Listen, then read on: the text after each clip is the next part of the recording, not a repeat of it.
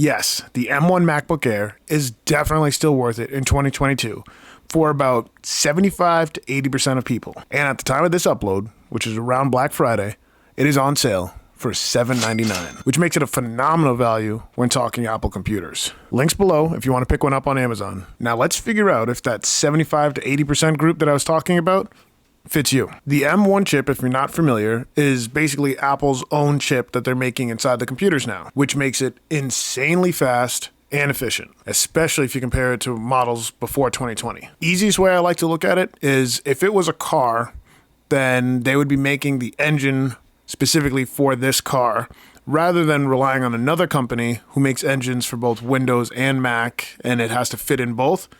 This is an engine that Apple makes for Apple. Does that analogy make sense?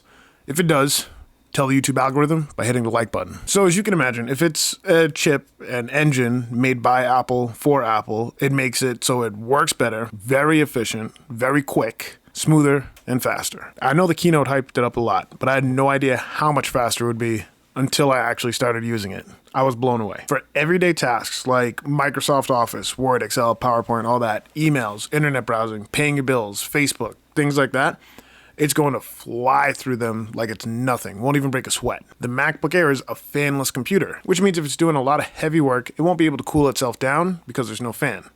Because of that, a lot of people thought that meant that it can't do any kind of heavy work at all. No photo editing, no video editing. I used one for a few weeks, and that's definitely not true. It can handle photo editing. In Lightroom, no problem at all. Realistically, unless it was right next to a Pro, you wouldn't notice a difference in speed. Even for video editing, it's able to handle that without much issue at all either. Now for video editing, you might actually notice a difference if you're doing a lot of 4K video editing, multiple videos stacked on top of each other, color grading, lots of titles or plugins.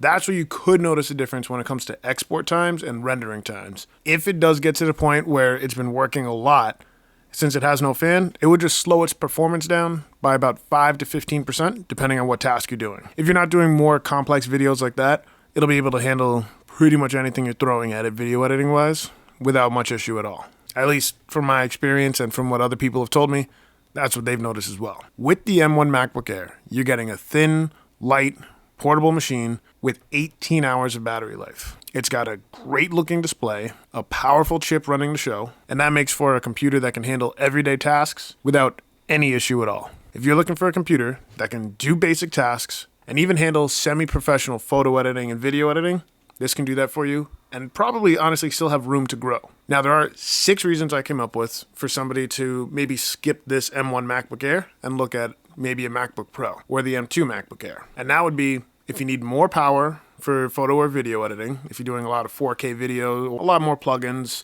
a lot more color grading, things like that. Or if you're doing more 3D work, you'll probably want a faster chip as well. MacBook Pro 14-inch is also a great option. If you want the best possible webcam, that's not this one. This one is still 720p. A 14-inch Pro, 16-inch Pro, or the M2 Air gets you a 1080p camera. If you want a bigger or a brighter screen, this is one of the smallest MacBook screens at 13.3 inches. If you want louder speakers, M2 MacBook Air, the Pros, those will all have louder speakers. If you want to connect to multiple monitors, the 14 and 16-inch Pro, that can handle that for you. Or if you need more ports, don't want to use an adapter, or have MagSafe charging as an option, that wouldn't fit this one either. If you don't find yourself looking for any of those final 6 things that I mentioned, then the M1 MacBook Air could definitely be right for you. It's Apple's most popular computer for a reason. And when you can find it on sale, like it is right now at the time of this video, for $799, this is tough to beat. Subscribe for more Apple content.